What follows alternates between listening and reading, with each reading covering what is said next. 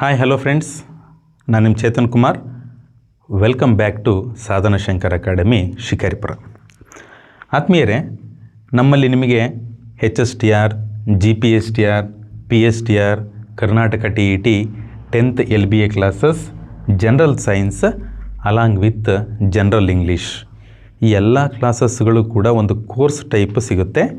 ಹೆಚ್ಚಿನ ಮಾಹಿತಿಗಾಗಿ ಈ ಕೆಳಕಂಡಂತಹ ನಂಬರ್ಗೆ ಕಾಂಟ್ಯಾಕ್ಟ್ ಮಾಡಿರಿ ಅಂತ ಹೇಳ್ತಾ, ಈ ದಿನ ನಾನು ನಿಮಗೆ 2023ರಲ್ಲಿ ನಡೆದಂತಹ ಕರ್ನಾಟಕ TET ಈ ಒಂದು ಪೇಪರ್ನ ಎರಡನೇ ಭಾಗ ಮೀನ್ಸ್ ಸೆಕೆಂಡ್ ಲ್ಯಾಂಗ್ವೇಜ್ ಆದಂತಹ ಇಂಗ್ಲೀಷನ್ನು ನಾನು ನಿಮ್ಮ ಜೊತೆ ಡಿಸ್ಕಷನ್ ಮಾಡ್ತಾ ಇದ್ದೀನಿ.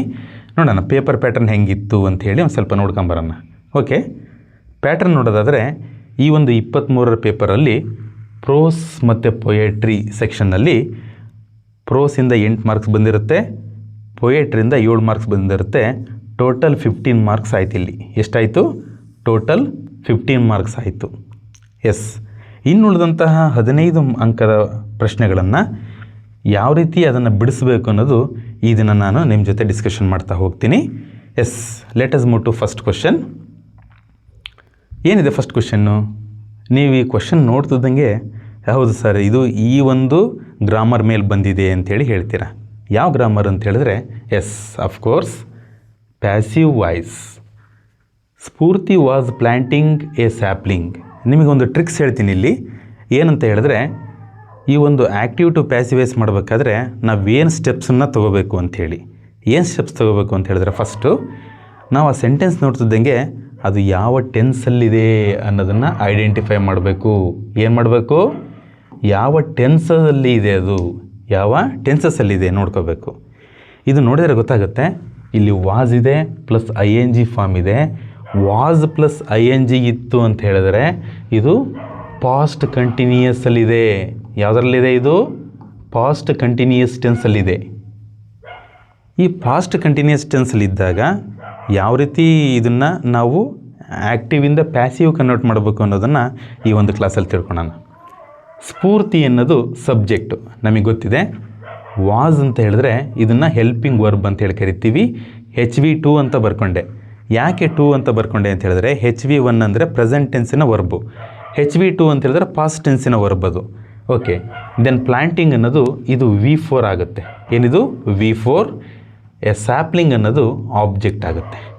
ಓಕೆ, ಇದನ್ನು ನಾವು ಯಥಾವತ್ತಾಗಿ ಬರ್ಕೊಂಡಾಗ ಇದನ್ನು ಹೆಂಗೆ ಮಾಡಬೇಕು ಅಂತ ಹೇಳಿದ್ರೆ, ಪ್ಯಾಸಿವ್ ವಾಯ್ಸಲ್ಲಿ ಫಸ್ಟ್ ಆಬ್ಜೆಕ್ಟು ಈ ಕಡೆ ಬರ್ಕೋಬೇಕು. A sapling, a sapling. Then ನೋಡ್ಕೋಬೇಕು ಎ ಸ್ಯಾಪ್ಲಿಂಗ್ ಅನ್ನೋದು ಸಿಂಗ್ಯುಲರ ಪ್ಲೂರಲ್ಲ ಅಂಥೇಳಿ ಫಸ್ಟ್ ಚೆಕ್ ಮಾಡ್ಕೋಬೇಕು. ಇದು ಸಿಂಗ್ಯುಲರ್. ಯಾಕೆ ಸಿಂಗ್ಯುಲರ್ ಅಂತ ಹೇಳಿದ್ರೆ, ಎ ಸ್ಯಾಪ್ಲಿಂಗ್ ಅಂತ ಹೇಳಿದ್ರೆ ಒಂದು ಸಸಿ ಅಂಥೇಳಿ. ಸ್ಯಾಪ್ಲಿಂಗ್ ಅಂತ ಹೇಳಿದ್ರೆ ಸಸಿಗಳು, ಈಗ ಗಿಡಗಳು ಅಂತ ಕರಿತೀವಲ್ಲ ಹಾಗೆ. Yes, a sapling was, a sapling was. ಇದು ಕಂಟಿನ್ಯೂಸ್ ಟೆನ್ಸಲ್ಲಿ ಇರೋದ್ರಿಂದ ಇಲ್ಲಿ ಬೀಯಿಂಗನ್ನು ಆ್ಯಡ್ ಮಾಡಬೇಕು. ಏನು? Being. A sapling was being. ಇಲ್ಲಿ ಪ್ಲ್ಯಾಂಟ್ ಇದೆಯಲ್ವಾ, ಪ್ಲ್ಯಾಂಟೆಡ್ ಆಗುತ್ತೆ. ಇದು ಏನಾಗುತ್ತೆ? Planted. Add preposition by whom? Spoorthi. ಯಾರಿಂದ? ಸ್ಫೂರ್ತಿಯಿಂದ ಅಂಥೇಳಿ. ಈ ರೀತಿ ನಾವೇನು ಮಾಡಬೇಕು ಅಂತ ಹೇಳಿದ್ರೆ ಆ ಸೆಂಟೆನ್ಸ್ನ ಪ್ಯಾಸಿವಿಗೆ ಮಾಡಿದ್ವಿ. ಇವಾಗ a sapling was being planted by Spoorthi ಅಂತ ಹೇಳಿ ನೋಡೋಣ. ಇವಾಗ ಈ 4 ಆಪ್ಷನ್ನಲ್ಲಿ ಈ ಆನ್ಸರು ಎಲ್ಲಿದೆ ಅಂಥೇಳಿ ನೋಡೋದಾದರೆ, ಇಲ್ಲಿ ಈಸ್ ಇದೆ, ಇದು ಬರೋದೇ ಇಲ್ಲ. ಫಸ್ಟು ವರ್ಬ್ ನೋಡ್ಕೊಂಬಿಡೋಣ ನಾವು. ಹ್ಯಾಸ್ ಇದೆ, ಬರಲ್ಲ. ಇನ್ನು ಉಳ್ಕಿದ್ದು ಬಿ ಮತ್ತು ಡಿ. ಈ ಆಪ್ಷನ್ಗಳಲ್ಲಿ ವಾಸ್ ಇದೆ, ಇಲ್ಲೂ ವಾಸ್ ಇದೆ, ಇಲ್ಲಿ ಬೀಯಿಂಗ್ ಇಲ್ಲ, ಇಲ್ಲಿ ಬೀಯಿಂಗ್ ಇದೆ. So B1 is correct answer. B ಅನ್ನೋದು ಕರೆಕ್ಟ್ ಆನ್ಸರ್ ಇದಕ್ಕೆ ಅಲ್ವಾ? ಎಸ್, ಈ ರೀತಿ ನಾವೇನು ಮಾಡಬೇಕು ಅಂತ ಹೇಳಿದ್ರೆ, ಎಕ್ಸಾಮ್ ಹಾಲಲ್ಲಿದ್ದಾಗ ಥಿಂಕ್ ಮಾಡಿ ಆನ್ಸರ್ ಮಾಡೋದ್ರಿಂದ ನಮಗೆ ಮಾರ್ಕ್ಸ್ ಎಲ್ಲೂ ಕೂಡ ವೇಸ್ಟ್ ಆಗಲ್ಲ. ಅರ್ಥ ಆಗ್ತಿದೆಯಲ್ವಾ? Yes, let us move to next question. Aditi throws dash ₹1 coin into dash river Krishna. Aditi ಏನು ಮಾಡ್ತಾಳೆ? ₹1 ಕಾಯಿನನ್ನು ಕೃಷ್ಣ ರಿವರಿಗೆ ಎಸಿತಾಳೆ. ಇದು ಏನು ಇದ್ರದ್ದು ಸಾರಾಂಶ ಏನಪ್ಪ ಅಂತ ಹೇಳಿದ್ರೆ, Aditi throws ₹1 coin into dash river Krishna ಅಂತ ಇದೆ. ಇಲ್ಲಿ ಇದು ನೋಡ್ತಿದ್ದಂಗೆ ಗೊತ್ತಾಗುತ್ತೆ ಆರ್ಟಿಕಲಿಗೆ ಸಂಬಂಧಿಸಿದಂತಹ ಕ್ವಶನ್ ಅಂತೇಳಿ. ಯಾಕೆ? ಆ್ಯನ್ ಇದೆ, ದ ಇದೆ, ಎ ಇದೆ. ಸೊ ಎ ಆ್ಯನ್ ದ ಇತ್ತು ಅಂತ ಹೇಳಿದ್ರೆ ಇದು ಆರ್ಟಿಕಲಿಗೆ ಸಂಬಂಧಿಸಿದಂತಹ ಕ್ವಶನ್ನು. ನಿನ್ನೆ ಅದ್ಭುತವಾಗಿ ನಮ್ಮ ಶಂಕರ್ ಸರು ನಿಮಗೆ ಆರ್ಟಿಕಲ್ ಬಗ್ಗೆ ತಿಳಿಸ್ಕೊಟ್ಟಿದ್ದಾರೆ. ಭಾಳ ಈಸಿ. ಇಲ್ಲಿ ನೋಡಿ, ಇದಕ್ಕೆ ನಾವು ಇಲ್ಲಿ ಏನು ಮಾಡಬೇಕು? ಆರ್ಟಿಕಲ್ ಹಾಕ್ಬೇಕಲ್ವಾ? ಈ ವರ್ಡನ್ನು ನೋಡ್ಕೋಬೇಕು ನಾವು. ಈ ವರ್ಡ್ ನೋಡ್ಕೊಂಡಾಗ ಇಲ್ಲಿ ಇದು ನೋಡೋಕ್ಕೆ it seems to be vowels. ನೋಡೋಕ್ಕೆ ಹೆಂಗೆ ಕಾಣುತ್ತಿದ್ದು? ಸ್ವರಗಳು ಕಣ್ಣಂಗೆ ಕಾಣುತ್ತೆ, ಸ್ವರ ಕಣ್ಣಂಗೆ ಕಾಣುತ್ತೆ. But it sounds to be consonant. ಇದು ಕಾನ್ಸೊನೆಂಟ್, ವ್ಯಂಜನದ ಸೌಂಡನ್ನು ಪ್ರೊಡ್ಯೂಸ್ ಮಾಡುತ್ತೆ. ನೋಡ್ರಿ, ಒನ್ ವಾ ಯಾರಲವದಲ್ಲಿ ಬರ್ತಕ್ಕಂತಹ ಒನ್ ವಾ ಸೌಂಡನ್ನು ಕೊಡ್ತಾ ಇರೋದ್ರಿಂದ ಇದ್ರ ಹಿಂದ್ಗಡೆ ಎ ಹಾಕಿದ್ವಿ. ಓಕೆ, ದೆನ್ ನಿಮಗೆ ಗೊತ್ತು ಕೃಷ್ಣ ಅನ್ನೋದು ರಿವರ್ಗಳ ಹಿಂದ್ಗಡೆ ನಾವೇನು ಮಾಡಬೇಕು? ದ ಹಾಕಬೇಕು ಅಂತ ಗೊತ್ತು. ಅಲ್ಲಿ ಕ್ಲಿಯರ್. ಎ ಮತ್ತು ದ ಬಂದಾಗ ಆಪ್ಷನ್ 3 ಅನ್ನೋದು ಕರೆಕ್ಟ್ ಆದಂತಹ ಆನ್ಸರ್ ಆಗುತ್ತೆ.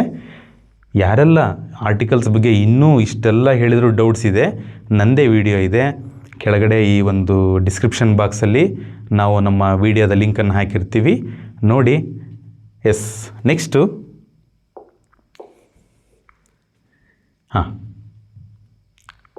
The bridge was built dash the river ಅಂತ ಇದೆ. ಇಲ್ಲಿ ಏನು ಕೇಳಿದ್ದಾರೆ? The suitable word to be used in the given sentence ಅಂತೇಳಿ. ಈ ಒಂದು ಸೆಂಟೆನ್ಸಿಗೆ ಈ 4 ವರ್ಡ್ಗಳಲ್ಲಿ ಯಾವ ವರ್ಡು ಸೂಟ್ ಆಗುತ್ತೆ ಅಂತೇಳಿ. ಇದು ಪ್ರಿಪೋಸಿಷನಿಗೆ ಸಂಬಂಧಿಸಿದಂತಹ ಕ್ವಶನ್ನು. ಈ 4 ಪ್ರಿಪೋಸಿಷನ್ಸ್ ಬಗ್ಗೆ ತಿಳ್ಕೊಳ್ಳೋಣ ಫಸ್ಟ್. ನೋಡಿ, ಇಲ್ಲಿಂದ ಬರೋಣ. ಇನ್ನಂದರೆ ಒಳಗೆ ಅಂತೇಳಿ. ಇನ್ನಂದರೆ ಏನು? ಒಳಗೆ ಅಂತೇಳಿ. ಅಟ್ ಅಂದರೆ ಗೆ ಮತ್ತು ಕೆ ಅಂಥೇಳಿ. ಓಕೆ, ಅಲಾಂಗ್ ಅಂತ ಹೇಳಿದ್ರೆ ನೋಡಿರಿ, ಅಲಾಂಗ್ ಅಂತ ಹೇಳಿದ್ರೆ ಜೊತೆಗೆ ಅಥವಾ ಉದ್ದಕ್ಕೂ ಅಂಥೇಳಿ ಅರ್ಥ ಬರುತ್ತೆ. ಉದ್ದಕ್ಕೂ ಅಂಥೇಳಿ ಅರ್ಥ ಬರುತ್ತೆ. ಅಕ್ರಾಸ್ ಅಂದರೆ ಆ ಕಡೆ ಅಂಥೇಳಿ, ಆ ಕಡೆ ಅಕ್ರಾಸ್ ಅಂಥೇಳಿ. ಇವಾಗ ನಾವು ಈ ಸೆಂಟೆನ್ಸ್ ಓದ್ಕೊಂಡಾಗ ಗೊತ್ತಾಗುತ್ತೆ ನಮಗೆ. The bridge was built dash the river. ಒಂದು ಚಿತ್ರ ಬರೆದ್ರೆ ನಿಮಗೆ ಅರ್ಥ ಆಗುತ್ತೆ. ಇದು ಅಸಂಪ್ಷನ್ ಮಾಡ್ಕೊಳ್ರಿ, ಇದು ಒಂದು ರಿವರ್ ಅಂತ ಹೇಳಿ. ಈ ಒಂದು ರಿವರ್ಗೆ ನಾವು ಇನ್ನು ಬಳಸಿದ್ವಿ ಅಂತ ಹೇಳಿದ್ರೆ ಇಲ್ಲಿ ರಿವರ್ ಒಳಗಡೆ ಬ್ರಿಡ್ಜ್ ಕಟ್ಟಿದ್ವಿ ಅನ್ನೋ ಅರ್ಥ ಕೊಡುತ್ತೆ. ಎಲ್ಲಿ? ರಿವರ್ ಒಳಗಡೆ. ಅದೇ ಅಟ್ ಬಳಸಿದರೆ ಈ ಒಂದು ಪ್ಲೇಸಲ್ಲಿ ನಾವೇನು ಮಾಡಿದ್ವಿ? ಒಂದೇ ಕಡೆಗೆ ಬ್ರಿಡ್ಜ್ ಕಟ್ಟಿದ್ವಿ ಅನ್ನೋ ಅರ್ಥ ಬರುತ್ತೆ. ಅಕಸ್ಮಾತ್ ಅಲಾಂಗ್ ಬಳಸಿದ್ವಿ ಅಂತ ಹೇಳಿದ್ರೆ ಈ ರಿವರ್ ಎಷ್ಟಿದೆ ಇಲ್ಲಿಂದ ಹಿಡಿದು ಇಲ್ಲಿವರೆಗೂ ಇದ್ರ ಜೊತೆಗೆ ಬ್ರಿಡ್ಜ್ ಕಟ್ಟಿದ್ವಿ ಅನ್ನೋ ಅರ್ಥ ಬರುತ್ತೆ. ನಾವು ಇಲ್ಲಿ ಕರೆಕ್ಟ್ ಆನ್ಸರ್ ಯಾಕೆ ಅಕ್ರಾಸ್ ಅಂತ ಹೇಳ್ತೀನಿ ಅಂತ ಹೇಳಿದ್ರೆ ನೋಡ್ರಿ, ಇದು ರಿವರ್ ಅಂತ ಹೇಳಿದರೆ ಈ ಕಡೆಯಿಂದ ಈ ಕಡೆಗೆ ನಾವು ಹೋಗಬೇಕು. ಇದಕ್ಕೆ ಬ್ರಿಡ್ಜ್ ಕಟ್ತೀವಲ್ಲ, ಇದನ್ನು ನೋಡ್ರಿ, the bridge was built across the river ಅಂತ ಹೇಳಿ ಆಗುತ್ತೆ. ಅಂದರೆ ಈ ಕಡೆಯಿಂದ ಆ ಕಡೆಗೆ ನಾವೇನು ಮಾಡಿದ್ವಿ? ಬ್ರಿಡ್ಜನ್ನು ಕಟ್ಟಿದ್ವಿ ಅಂಥೇಳಿ ಅರ್ಥ ಪಡ್ಕೋಬೇಕು ಅಂತ ಹೇಳಿದ್ರೆ ಆಪ್ಷನ್ ಎ ಅನ್ನೋದನ್ನು ನಾವು ಚೂಸ್ ಮಾಡಬೇಕಾಗತ್ತೆ. ಸೊ ಇವಾಗ A1 ಕರೆಕ್ಟ್ ಆನ್ಸರ್ ಆಗುತ್ತೆ. ಅರ್ಥ ಆಗ್ತಿದೆಯಲ್ವಾ? Okay, next, if she had returned home earlier. ಅವಳು ಮನೆಗೆ ಬೇಗ ಹೋಗಿದ್ದಿದ್ದರೆ ಏನಾಗ್ತಾ ಇತ್ತು? I dash met her. ಇಲ್ಲಿ ಇದು ನಿಮಗೆ ಗ್ರಾಮರಲ್ಲಿ ಇಫ್ ಕ್ಲಾಸ್ ಅನ್ನೋ ಒಂದು ಗ್ರಾಮರ್ ಐಟಮ್ ಇದೆ. ಏನು? ಇಫ್ ಕ್ಲಾಸ್ ಅನ್ನೋ ಒಂದು ಗ್ರಾಮರ್ ಐಟಮ್ ಇದೆ. ಅಥವಾ ಇದನ್ನು ಕಂಡೀಷನಲ್ ಸ್ಟೇಟ್ಮೆಂಟ್ ಅಂತಲೂ ಕೂಡ ಕರಿತೀವಿ. ಏನಂತ ಕರಿತೀವಿ? ಕಂಡೀಷನಲ್ ಸ್ಟೇಟ್ಮೆಂಟ್ ಅಂತಲೂ ಕರಿತೀವಿ. ಈ ಥರ ಸ್ಟೇಟ್ಮೆಂಟ್ಗಳು ಇದ್ದಾಗ ನಾವೇನು ಮಾಡ್ತೀವಿ ಅಂತ ಹೇಳಿದ್ರೆ, ಫಾರ್ ಎಕ್ಸಾಂಪಲ್ ಕಂಡೀಷನಲ್ ಸ್ಟೇಟ್ಮೆಂಟ್ ಅಂತ ಹೇಳಿದ್ರೆ ನಿಮಗೆ ಒಂದು ಎಕ್ಸಾಂಪಲ್ ಹೇಳಿದ್ರೆ ಅರ್ಥ ಆಗುತ್ತೆ ಅಂತ ಅಂದ್ಕೊಳ್ತೀನಿ. ನಾವು ಗಿಡಗಳಿಗೆ ನೀರು ಹಾಕಿದರೆ, ನೋಡ್ರಿ, ಹಾಕಿದರೆ, ಇಫ್ ಅಂದರೆ ರೇ ಅಂತ ಅರ್ಥ ಮಾಡ್ಕೋಬೇಕು ನಾವು ಗಿಡಗಳಿಗೆ ನೀರು ಹಾಕಿದರೆ, if you give water to the plant, ಏನಾಗುತ್ತೆ? ಗಿಡಗಳಿಗೆ ನೀರು ಹಾಕಿದರೆ ಎಲ್ಲರಿಗೂ ಗೊತ್ತಿದೆ, ಗಿಡ ಬೆಳೆಯುತ್ತೆ. It grows. If you give water to the plant, it grows. Same meaning here. If she had returned home earlier, ಅವಳು ಮನೆಗೆ ಬೇಗ ಹೋಗಿದ್ದಿದ್ದರೆ I would have met her. ನಾನು ಅವಳನ್ನು ಮೀಟ್ ಮಾಡ್ತಿದ್ದೆ. ಅವಳು ಬೇಗ ಬರಲಿಲ್ಲ, ನಾನು ಮೀಟ್ ಮಾಡಲಿಲ್ಲ ಅಂತ ಅರ್ಥ. ನೋಡಿ, ಇಲ್ಲೊಂದು ಟ್ರಿಕ್ ಇದೆ.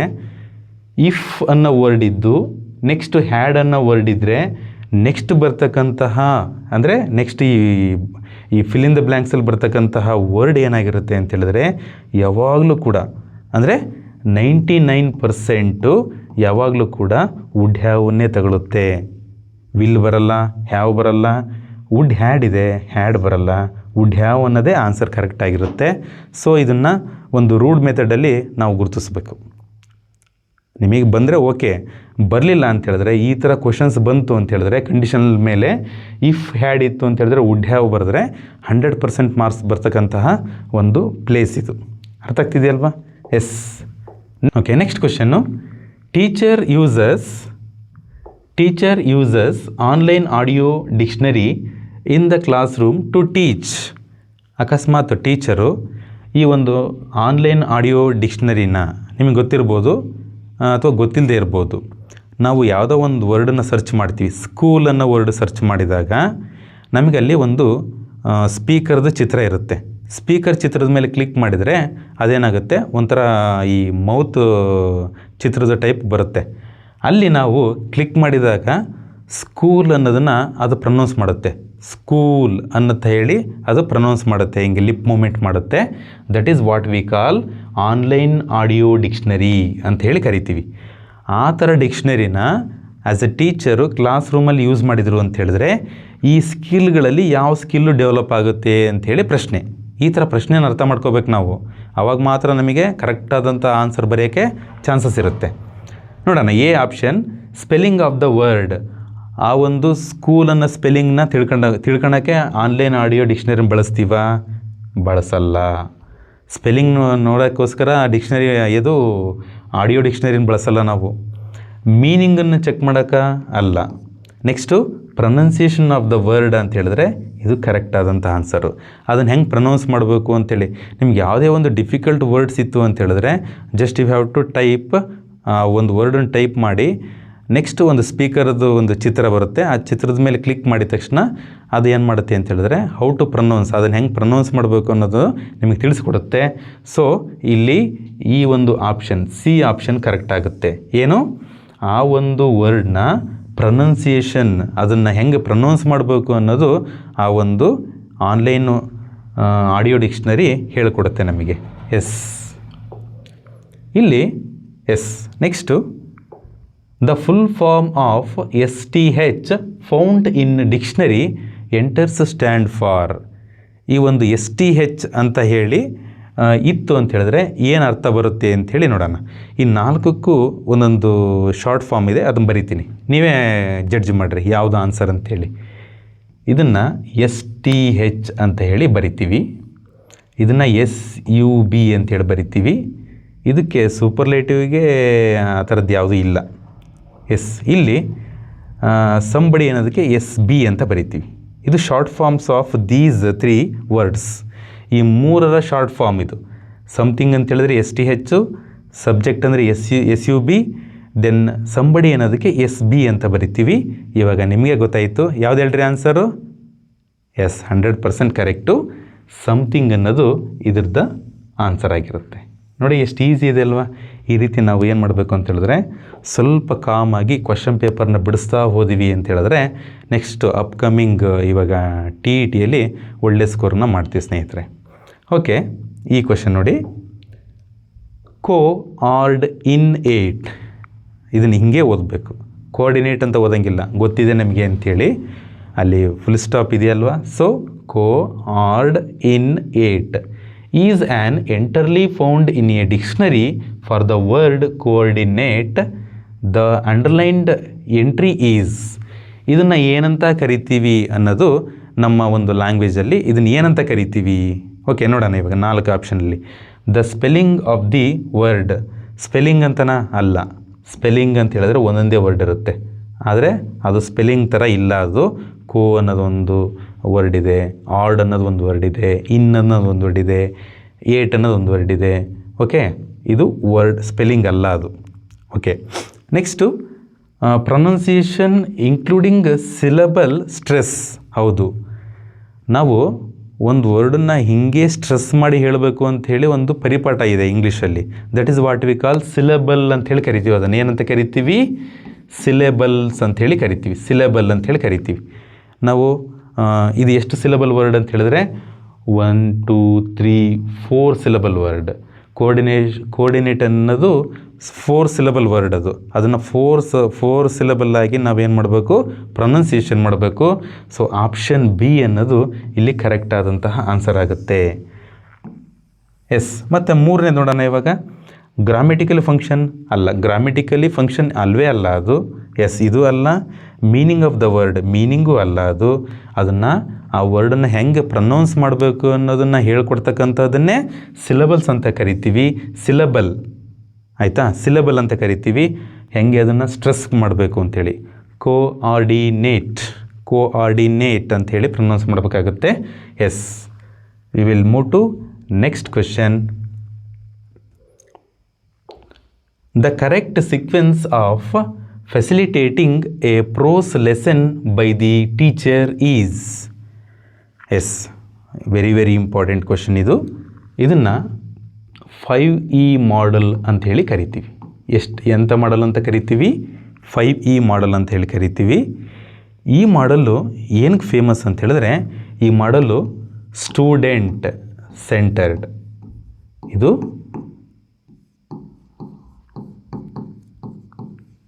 ವಿದ್ಯಾರ್ಥಿ ಕೇಂದ್ರಿತ ಒಂದು ಮಾದರಿಯಾಗಿದೆ.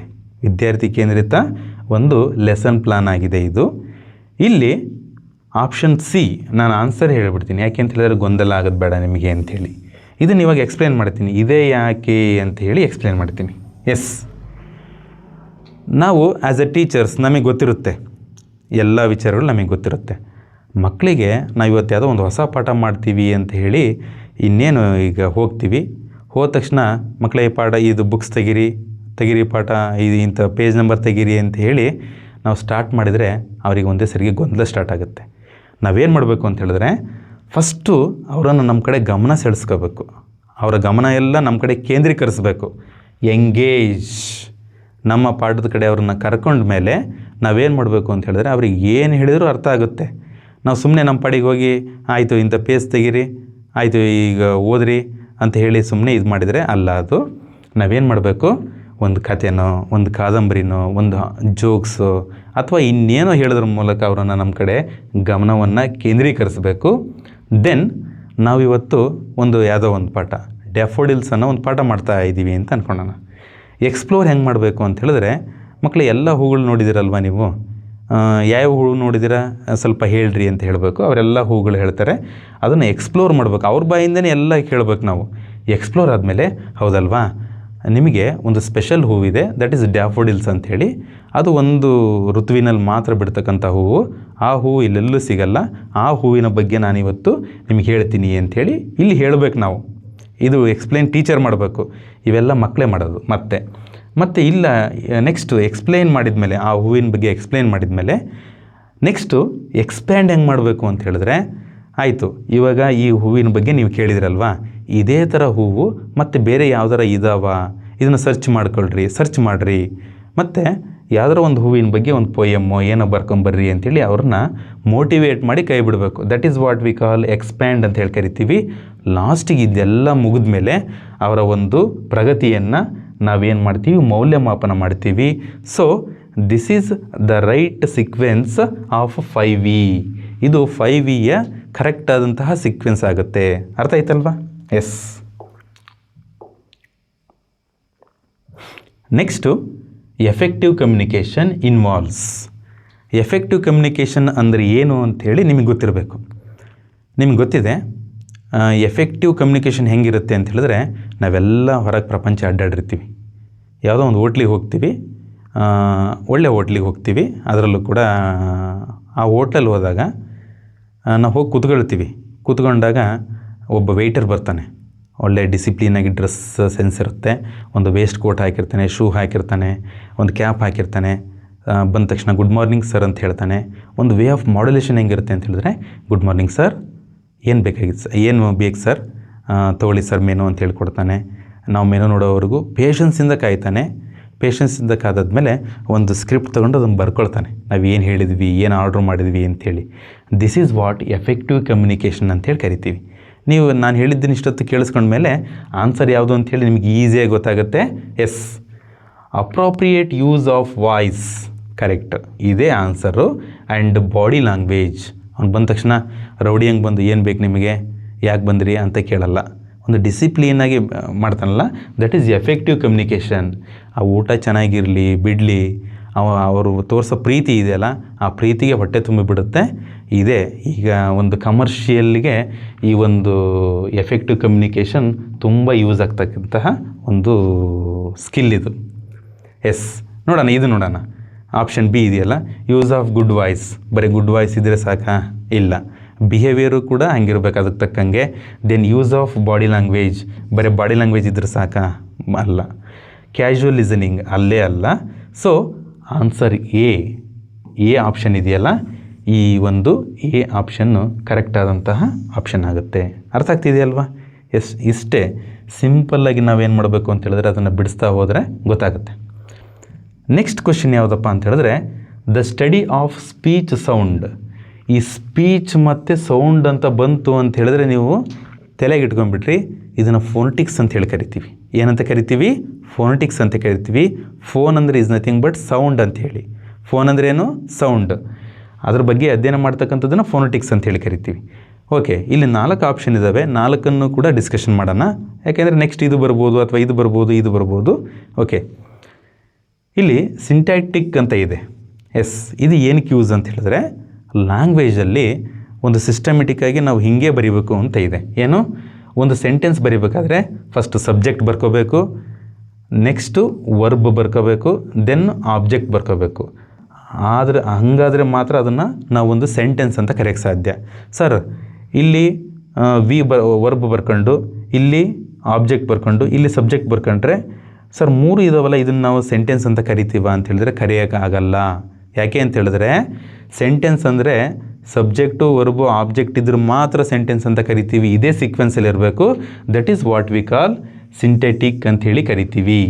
ಅಂದರೆ ಇದು ಒಂದು ವಾಕ್ಯಕ್ಕೆ ಸಂಬಂಧಿಸಿದಂಗೆ, ಸೆಂಟೆನ್ಸಿಗೆ ಸಂಬಂಧಿಸಿದಂಗೆ ಆಯಿತು, ಸೌಂಡಿಗಲ್ಲ. ಇದು ಬರಲ್ಲ. ಆಗ್ತಿದೆಯಲ್ಲ? ಇನ್ನು ಟ್ರಾನ್ಸ್ಕ್ರಿಪ್ಷನ್ ಅಂತ ಹೇಳಿದ್ರೆ ಇದು ಸ್ಪೀಕಿಂಗ್ ಅಂತ ಹೇಳಿದ್ರೆ ಈಗ ಸ್ಪೋಕನ್ ಇಂಗ್ಲೀಷಿಗೆ ಸಂಬಂಧಪಟ್ಟಂಗೆ ಟ್ರಾನ್ಸ್ಕ್ರಿಪ್ಷನ್ ಅಂತ ಹೇಳಿ ಬರುತ್ತೆ. ಇದು ಕೂಡ ಬರಲ್ಲ. ಸೀಕ್ವೆನ್ಸಿಂಗ್ ಅಂತ ಹೇಳಿದ್ರೆ ಈಗ ಒಂದು ವರ್ಡನ್ನು ನಾವು ಮಾತಾಡಿರ್ತೀವಿ, ಅದಕ್ಕೆ ತಕ್ಕಂಗೆ ಇನ್ನೊಂದು ವರ್ಡ್ ಮಾತಾಡೋದನ್ನು ನಾವು ಸೀಕ್ವೆನ್ಸ್ ಅಂತ ಕರಿತೀವಿ. ಇದು ಕೂಡ ಬರಲ್ಲ. ಸೊ ಫೋನೆಟಿಕ್ಸ್ ಅಂತ ಹೇಳಿದ್ರೆ ಈ ಸ್ಪೀಚ್ ಸೌಂಡ್ ಬಗ್ಗೆ, ಅದು ಪ್ರೊಡಕ್ಷನ್ ಆಗಿರ್ಬೋದು, ಸ್ಕ್ರಿಪ್ಟ್ ಆಗಿರ್ಬೋದು, ಈ ಎರಡರ ಬಗ್ಗೆ ಅಧ್ಯಯನ ಮಾಡ್ತಕ್ಕಂತಹ ಸ್ಟಡಿ ಅಂತ ಕೇಳಿದಾನಲ್ವಾ, ಫೋನೆಟಿಕ್ಸ್ ಅಂತ ಹೇಳಿ ಅರ್ಥ. Okay, next when the ability of a student to be brief in writing is enhanced, then he has attained the skill of.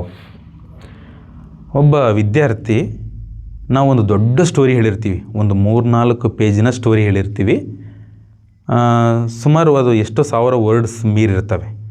ನಾವು ಅವರಿಗೆ ಒಂದು ಟಾಸ್ಕ್ ಕೊಡ್ತೀವಿ. ಏನಪ್ಪ ಟಾಸ್ಕ್ ಅಂತ ಹೇಳಿದ್ರೆ, ಈ 3-4 ಪೇಜ್ ಸ್ಟೋರಿನ ಒಂದು 100 ಪದಗಳಿಗೆ ಸೀಮಿತ ಮಾಡಿ ಒಂದು ಸ್ಟೋರಿ ಬರೀರಿ ಅಂತ ಹೇಳಿರ್ತೀವಿ. ಅದನ್ನು ಏನಂತ ಕರಿತೀವಿ ಅಂಥೇಳಿ ಇದರಲ್ಲಿದೆ. ಎಡಿಟಿಂಗ್ ಅಂತ ಕರಿತೀವ? ಅಲ್ಲ. ಎಡಿಟಿಂಗ್ ಅಂತ ಹೇಳಿದ್ರೆ ಅದು ಬೇರೆ ಅರ್ಥ ಪಡ್ಕೊಳ್ಳುತ್ತೆ. ಪ್ಯಾರಾಫೇಸಿಂಗ್ ಅಂತ ಕರಿತೀವ? ಅಲ್ಲ. ಸಮ್ಮರೈಸಿಂಗ್ ಅಂತ ಹೇಳಿದ್ರೆ ಹೌದು. ಫಾರ್ಮೆಟಿಂಗ್ ಅಂತ ಹೇಳಿದ್ರೆ ಅಲ್ಲ.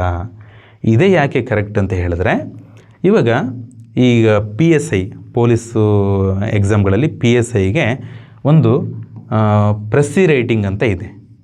ಇದನ್ನು ಪ್ರಿಸೈಸ್ ಅಂಥೇಳಿ ಬರಿತೀವಿ, ಬಟ್ ಅದನ್ನು ಕರೆಯೋದು ಮಾತ್ರ ಪ್ರೆಸ್ಸಿ ರೈಟಿಂಗ್ ಅಂಥೇಳಿ ಕರಿತೀವಿ. ಏನಂತ ಕರಿತೀವಿ?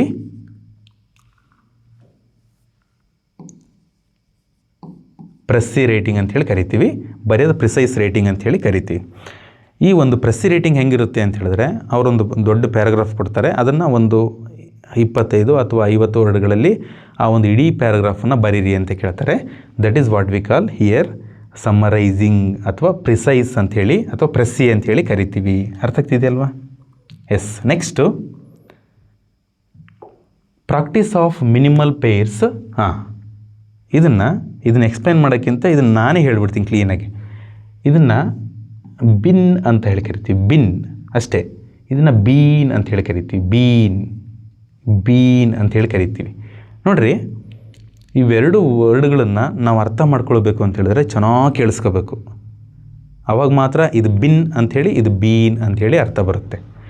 ಇಲ್ಲಿ ನೋಡಿ, ಆಯಿತು, ಇದನ್ನು ಕೇಳಿಸ್ಕೊಂಡಿದ್ದಾಯಿತು.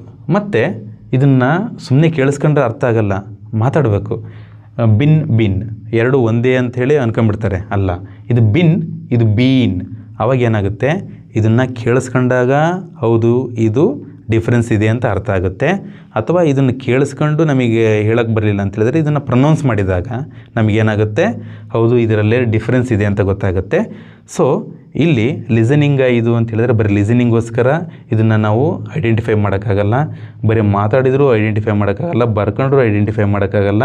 ಇದನ್ನು ಕೇಳಿಸ್ಕೊಂಡು ಅದನ್ನು ಮಾತಾಡಿದಾಗ ನಮಗೆ ಡಿಫ್ರೆನ್ಸ್ ಗೊತ್ತಾಗುತ್ತೆ. ಹೌದು, ಲಿಟ್ಲ್ ಬಿಟ್ಟು, ಒಂದು ಭಾಳ ಅಲ್ಲ, ಒಂದು ಸ್ವಲ್ಪ ಡಿಫ್ರೆನ್ಸ್ ಗೊತ್ತಾಗುತ್ತೆ. That is what we call option D correct answer. ಅದಕ್ಕೋಸ್ಕರನೇ ಆಪ್ಷನ್ ಡಿ ಅಂದರೆ ಏನು, use to develop the skills. ಯಾವ ಸ್ಕಿಲ್ಲು ಡೆವಲಪ್ ಮಾಡೋಕ್ಕೆ ಈ ಥರ ಯೂಸ್ ಮಾಡ್ತೀವಿ ಅಂತ ಹೇಳಿದ್ರೆ ಲಿಸನಿಂಗ್ ಸ್ಕಿಲ್ಲು. ಅವನು ಹೆಂಗೆ ಕೇಳಿಸ್ಕೊಳ್ತಾನೆ ಮತ್ತು ಅದನ್ನು ಹೆಂಗೆ ಪ್ರೊನೌನ್ಸ್ ಮಾಡ್ತಾನೆ ಅನ್ನೋದನ್ನು ನಾವು ತಿಳ್ಕೊಳೋಕ್ಕೋಸ್ಕರ ಈ ಒಂದು ಮಿನಿಮಲ್ ಪೇರ್ಸನ್ನು ಯೂಸ್ ಮಾಡ್ತೀವಿ. ಅರ್ಥ ಆಗ್ತಿದೆಯಲ್ವಾ? Next role play activity helps learners to develop. ಒಂದು ರೋಲ್ ಪ್ಲೇನ ಕೊಟ್ಟಾಗ ಅಲ್ಲಿ ಲರ್ನರ್ಸಿಗೆ ಯಾವ ರೀತಿ ಹೆಲ್ಪ್ ಆಗುತ್ತೆ ಈ ಇಷ್ಟರಲ್ಲಿ ಅಂತ ಹೇಳಿದ್ರೆ, ಫ್ಲೂಯೆನ್ಸಿ ಇನ್ ಸ್ಪೀಕಿಂಗ್. ರೋಲ್ ಪ್ಲೇ ಕೊಟ್ಟ ತಕ್ಷಣ ಅವರು ಮಾತಾಡ್ತಾರಾ? ಇಲ್ಲ, ಮಾತಾಡಲ್ಲ. ಯಾಕೆ ಮಾತಾಡಲ್ಲ ಅಂತ ಹೇಳಿದ್ರೆ ರೋಲ್ ಪ್ಲೇ ಮಾತಾಡೋಕ್ಕಲ್ಲ ಇರೋದು. ಅಕ್ಯುರೇಸಿ ಇನ್ ರೈಟಿಂಗಿಗೆ ಬರೋದೇ ಇಲ್ಲ ಇಲ್ಲಿ. ಕ್ಯಾಶುವಲ್ ಲಿಸನಿಂಗ್ ಅದು ಬರಲ್ಲ ಇಲ್ಲಿ. ಲ್ಯಾಕ್ಸಿಕಲ್ ಕಾಂಪಿಟೆನ್ಸ್ ಅಂಥೇಳಿ ಇದು ಕರೆಕ್ಟ್ ಆನ್ಸರ್. ಯಾಕೆ ಇದೇ ಆನ್ಸರ್ ಕರೆಕ್ಟ್ ಅಂತ ಹೇಳಿದ್ರೆ, ಏನು ಲ್ಯಾಕ್ಸಿಕಲ್ ಕಾಂಪಿಟೆನ್ಸ್ ಅಂತ ಹೇಳಿದರೆ, ಫಾರ್ ಎಕ್ಸಾಂಪಲ್ ಇವಾಗ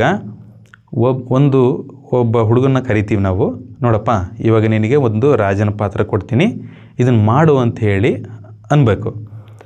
ಆವಾಗ ಅವನೇನು ಮಾಡ್ತಾನೆ ಅಂತ ಹೇಳಿದ್ರೆ ರಾಜನ ಥರನೇ ಬಿಹೇವ್ ಮಾಡಬೇಕು, ರಾಜನ ಥರನೇ ಗಾಂಭೀರ್ಯದಿಂದ ಇರಬೇಕು. ಮತ್ತು ರಾಜ ಯಾವೆಲ್ಲ ರೀತಿ ನಡ್ಕೊಳ್ತಾನೆ, ನಡವಳಿಕೆ ಇರುತ್ತೆ, ಆ ಎಲ್ಲ ನಡವಳಿಕೆಗಳನ್ನು ಅಳವಡಿಸ್ಕೊಂಡಾಗ ಆ ರೋಲ್ ಪ್ಲೇ ಆ್ಯಕ್ಟಿವಿಟಿ ಎಕ್ಸಿಕ್ಯೂಟ್ ಆಗುತ್ತಲ್ಲ, ಅದನ್ನು ಲ್ಯಾಕ್ಸಿಕಲ್ ಕಾಂಪಿಟೆನ್ಸ್ ಅಂಥೇಳಿ ಕರಿತೀವಿ. ಅರ್ಥ ಆಗ್ತಿದೆಯಲ್ವಾ? Yes. Next the teacher conducts formative assessments in the class room. Formative assessment ಅಂತ ಹೇಳಿದ್ರೆ ಏನೂ ಅಲ್ಲ, at the end of the every ಸೆಮಿಸ್ಟರ್ನ ನಾವು ಕಂಡಕ್ಟ್ ಮಾಡೋದನ್ನು ಸಮೇಟಿವ್ ಅಸೆಸ್ಮೆಂಟ್ ಅಂತ ಹೇಳಿ ಕರಿತೀವಿ. ಏನಂತ ಕರಿತೀವಿ? ಸಮೇಟಿವ್ ಅಸೆಸ್ಮೆಂಟ್ ಅಂತ ಕರಿತೀವಿ. At the beginning of the academic year ಇದು ಅಲ್ಲ. Next throughout the academic year. Formative assessment ಅಂತ ಹೇಳಿದ್ರೆ ಇಡೀ ವರ್ಷ ಆ ಒಂದು ಮಗುವನ್ನು ನಾವು ಏನು ಮಾಡ್ತಾ ಇರ್ತೀವಿ, ಅಸೆಸ್ ಮಾಡ್ತಾ ಇರೋದನ್ನು ನಾವು ಫಾರ್ಮೇಟಿವ್ ಅಸೆಸ್ಮೆಂಟ್ ಅಂತ ಹೇಳಿ ಕರಿತೀವಿ. At the end of the academic year ಇದು ಅಲ್ಲ. ಇಲ್ಲಿ ಆನ್ಸರ್ ಯಾವುದಪ್ಪ ಅಂತ ಹೇಳಿದ್ರೆ ಸಿ, ಅಂದರೆ ಫಾರ್ಮೇಟಿವ್ ಅಸೆಸ್ಮೆಂಟ್ ಅಂತ ಹೇಳಿದ್ರೆ ಇಡೀ ವರ್ಷ ಒಂದು ಮಗುವನ್ನು ನಾವೇನು ಮಾಡಬೇಕು, ಅಸೆಸ್ ಮಾಡಬೇಕಲ್ಲ, ಅದನ್ನು ಫಾರ್ಮೇಟಿವ್ ಅಸೆಸ್ಮೆಂಟ್ ಅಂತ ಹೇಳಿ ಕರಿತೀವಿ. ಎಸ್ ಆತ್ಮೀಯ ಸ್ನೇಹಿತರೆ, ನನ್ನ ಲಾಸ್ಟ್ ವಿಡಿಯೋದಲ್ಲಿ ತುಂಬ ಜನ ಕಮೆಂಟ್ ಹಾಕಿದ್ರಿ. ಏನಂತ ಹೇಳಿದ್ರೆ, ಸರ್ ಈ ಬುಕ್ ಎಲ್ಲಿ ಸಿಗುತ್ತೆ, ನಾವೆಲ್ಲಿ ತಗೋಬೇಕು ಅಂಥೇಳಿ. ತುಂಬ ಯೂಸ್ಫುಲ್ ಬುಕ್ಕು. ಯಾರೆಲ್ಲ ಇಂಗ್ಲೀಷ್ ಟೀಚರಾಗಿ ವರ್ಕ್ ಮಾಡ್ತಾಯಿದ್ದೀರಿ, ಯಾರೆಲ್ಲ ಇಂಗ್ಲೀಷ್ ಟೀಚರ್ ಆಗಬೇಕು ಅಂತ ಇದ್ದೀರಿ, ಅವರಿಗೆಲ್ಲ ತುಂಬ ಉಪಯುಕ್ತವಾದಂಥ ಬುಕ್ಕು. Everything is there. ಡಿಸ್ಕ್ರಿಪ್ಟಿವ್ಗಂತೂ ತುಂಬ ಹೇಳಿ ಮಾಡಿಸಿದಂತಹ ಬುಕ್ಕು. ನಮ್ಮ ಕರ್ನಾಟಕದಲ್ಲಿ 2020ರಲ್ಲಿ ಈ ಬುಕ್ ಪಬ್ಲಿಷ್ ಆಗುತ್ತೆ. ಪಬ್ಲಿಷ್ ಆದಮೇಲೆ ಒಂದು ಎಕ್ಸಾಮ್ ಬರುತ್ತೆ, GPSTR ಎಕ್ಸಾಮ್. ಈ ಬುಕ್ಸನ್ನು ಓದಿ ತುಂಬ ಜನ ಅಪಾಯಿಂಟ್ ಆದಂತಹ ವ್ಯಕ್ತಿಗಳು ಇದ್ದಾರೆ. ಬಟ್ ಯಾರು ಕೂಡ ಕೆಲವೊಂದು ಸೀಕ್ರೆಟ್ಗಳನ್ನು ಬಿಟ್ಕೊಡಲ್ಲ. ಯಾಕೆ ಅಂತ ಹೇಳಿದ್ರೆ ಇದೊಂಥರ ಜಲಸ್ ಅಂಥೇಳಿ. ಆದರೆ ನಾವು ನಿಮಗೆ ಹೇಳ್ತಾ ಇದ್ದೀವಿ, ಈ ಒಂದು ಬುಕ್ ಇದೆಯಲ್ಲ, ನಮ್ಮ ಸ್ನೇಹಿತರಾದಂತಹ ಕರಂಗಣಿ ಸರ್ ಅವರು ಬರೆದಿದ್ದಾರೆ. ತುಂಬ ಅರ್ಥ ಆಗೋಂಥ ಬುಕ್ ಇದು. ತುಂಬ ಚೆನ್ನಾಗಿ ಅದನ್ನು ಒಂದು ವಿವರಣಾತ್ಮಕವಾಗಿ ಎಷ್ಟೆಲ್ಲ ಒಂದು ಎಕ್ಸಾಮ್ ಪಾಯಿಂಟ್ ಆಫ್ ವ್ಯೂಯಿಂದ ಎಷ್ಟೆಲ್ಲ ಮಾಹಿತಿ ಬೇಕೋ ಆ ಎಲ್ಲ ಮಾಹಿತಿಯನ್ನು ಒಳಗೊಂಡು ಹೊರಬಂದಂತಹ ಒಂದು ಅತ್ಯುತ್ತಮವಾದ ಪುಸ್ತಕ ಅಂತ ಹೇಳಿ ನಾನು ಹೇಳೋಕ್ಕೆ ಇಷ್ಟಪಡ್ತೀನಿ. ಈ ಬುಕ್ಸ್ ಬೇಕು ಅಂತ ಹೇಳಿದ್ರೆ ಈ ಕೆಳಕಂಡಂತಹ ನಂಬರಿಗೆ ಕಾಂಟ್ಯಾಕ್ಟ್ ಮಾಡಿ ನಾವು ನಿಮ್ಮ ಮನೆ ಬಾಗಿಲಿಗೆ ತಲುಪಿಸಕ್ಕಂಥ ಕೆಲಸವನ್ನು ಮಾಡ್ತೀವಿ. ಏನೇ ಡೌಟ್ಸ್ ಇದ್ದರೂ ಕೂಡ ಕಮೆಂಟ್ ಬಾಕ್ಸಲ್ಲಿ ಹಾಕಿ. ಕೀಪ್ ವಾಚಿಂಗ್ ಅಂತ ಹೇಳ್ತಾ ನನ್ನ ನೆಕ್ಸ್ಟ್ ವೀಡಿಯೋದಲ್ಲಿ ನಿಮಗೆ TETಗೆ ಸಂಬಂಧಿಸಿದಂತಹ ಅನೇಕ ವಿಚಾರಗಳನ್ನು ನಾನು ನಿಮ್ಮ ಜೊತೆ ಡಿಸ್ಕಷನ್ ಮಾಡ್ತೀನಿ. ಇಂಗ್ಲೀಷಲ್ಲಿ ಏನೇ ಇಲ್ಲ ಅಂತ ಹೇಳಿದರೂ ಕೂಡ 30ಕ್ಕೆ ನನ್ನ ವಿಡಿಯೋ ನೋಡಿದಂತಹ ಅಭ್ಯರ್ಥಿಗಳಿಗೆ ಒಂದು 25 ಅಂತೂ ಅಂಕ ಬರಬೇಕು. ಆ ರೀತಿ ನಾನು ನಿಮ್ಮ ಜೊತೆ ಯಾವಾಗಲೂ ಕೂಡ ಟಚ್ಚಲ್ಲಿ ಇರ್ತೀನಿ ಅಂತ ಹೇಳ್ತಾ ನಮಸ್ತೆ, ಧನ್ಯವಾದಗಳು.